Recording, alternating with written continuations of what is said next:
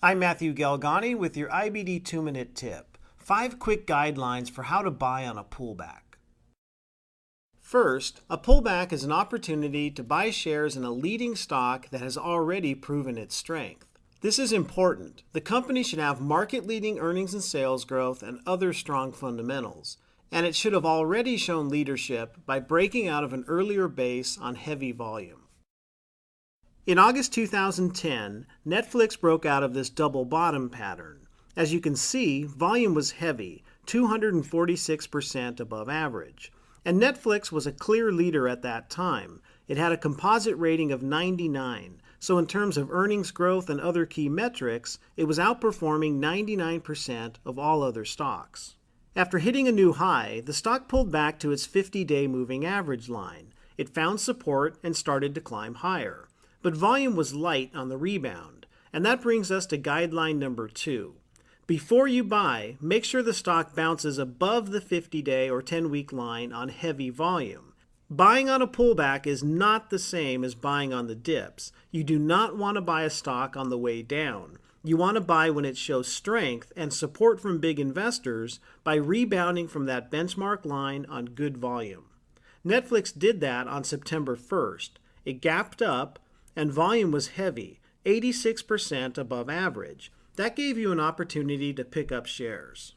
Guideline number 3. Make sure the overall market is in an uptrend when you buy on a pullback. The odds are not in your favor if you buy when the market is under pressure or in a correction. The same day that Netflix rebounded on heavy volume, the overall market direction changed from market in correction to confirmed uptrend. That meant it was okay to start getting back in. Here's another thing to keep in mind. You want to buy fewer shares on a pullback than you would on a breakout from a longer base like a cup with handle. You can use a pullback to add shares or establish a new position in a stock if you missed its earlier breakout, but it's somewhat riskier than buying on the earlier breakout, so reduce your exposure by taking a smaller position.